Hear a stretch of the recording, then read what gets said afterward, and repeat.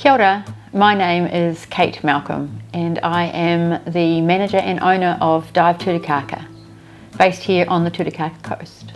Dive Tutukaka is a seasonal marine business based in the beautiful coastal area of Tutukaka, focusing mainly on the Poor Knights Islands Marine Reserve, which are a chain of islands 12.5 nautical miles off the coast, covering about 24 islets and main islands, stacks and systems, probably about 400 hectares with 200 metre high cliffs. So a big chain of islands just off the coast here. It takes us about 45 minutes to an hour to get to the islands, where we deliver as a company through Perfect Day, our snorkeling arm, and also Dive Tutukaka, our dive side of things, any kind of marine experience in, on or under the water at the Poor Knights Islands. We're a seasonal business, and we have in our main season between 40 to 60 staff.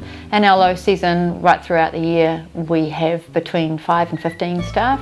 We always have a boat heading out to the Poor Knights Islands, so we operate 365 days of the year. We have our main season operating generally from October, Labour weekend, right through to Easter in April of the year following. So we are seasonal, we're marine based, and we are tourism and education based as well.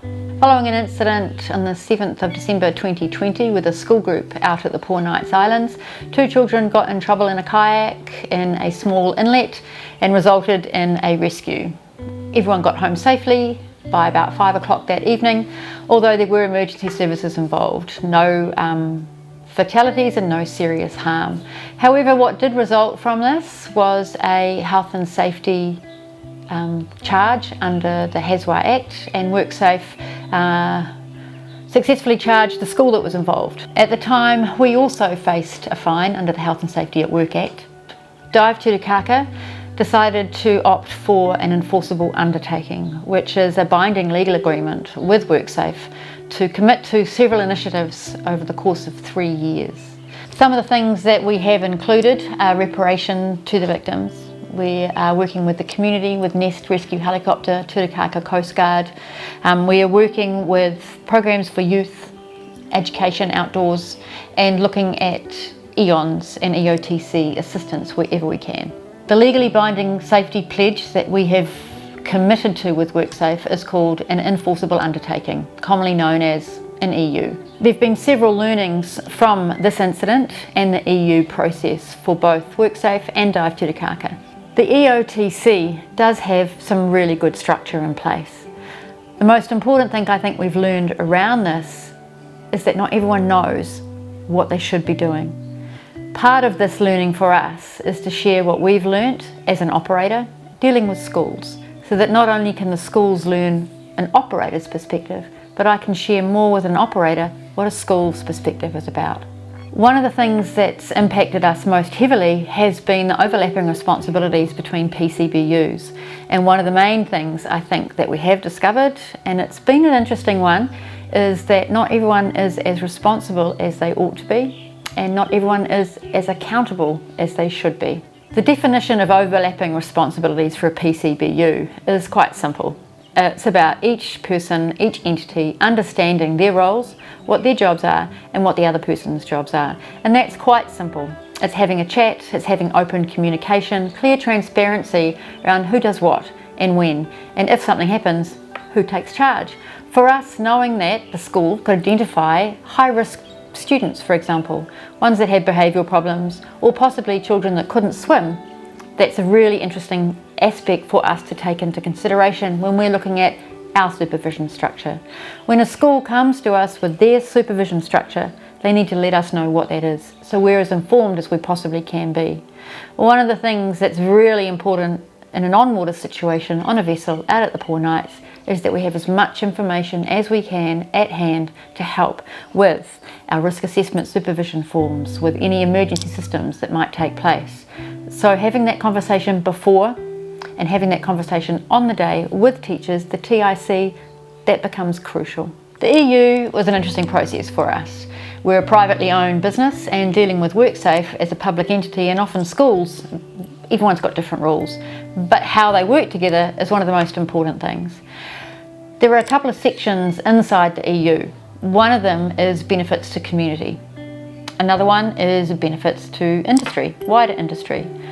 Another is benefits to the workers. One of the main learnings is that we now treat schools more like audited bodies, and we ask them a few more questions than we did before. We ask them if they have full accountability within their systems. So we're asking them to double check what they're doing, and we're expecting them to ask us to double check if we're doing it right as well. The communication needs to be both ways, and that is the true definition of the overlapping responsibilities of two PCBUs. We no longer as a company have full faith that a body or organisation that we work with ought reasonably to know what they are booking, nor that they are as responsible or as accountable as we are. By having more robust conversations, we are able to outline our expectations of the schools, and we ask them what their intended learning outcome is with us. The idea is to eliminate as many blind assumptions as possible. It's pure risk management. One of the things I think is just because an entity is audited or they have a set of guidelines that they have to abide by, it doesn't mean that they do.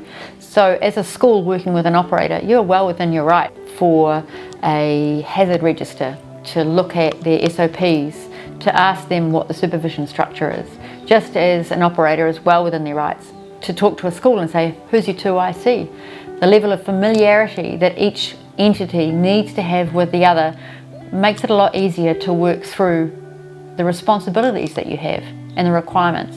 For example, we now have a form that gets filled out by the TIC that clearly identifies their supervision structure, and they have got every right to reduce the supervision structure ratio if they want, depending on a risk profile, and that's totally up to the teacher. It could be inability to swim, it could be behavioural issues, it could be a medical problem.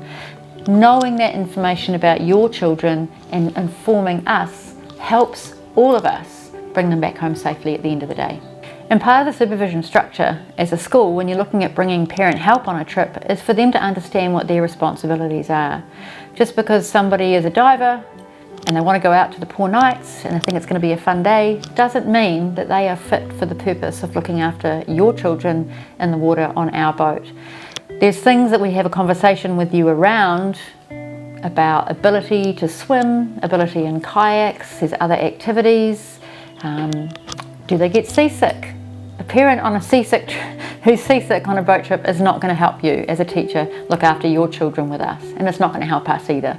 So making sure that your parents are fully aware of what they're doing and where they're going and why they're in that place in the first place is really important. I think the last thing that we wanted was a knee-jerk reaction to stop outdoor activities.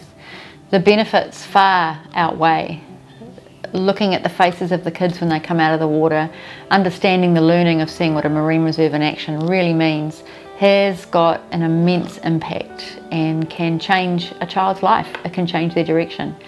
As educators, you're passionate about what you do, otherwise you wouldn't be doing it. It's a calling, you feel it deep in your soul, as do we. Doing what we do out here is something that defines us.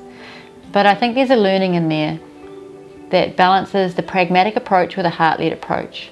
You can be the most passionate teacher in the world, we can be the most passionate marine educators in the world, but at the end of the day we also have to have all our boxes ticked. We've got to make sure that we bring people home, and it is about the people.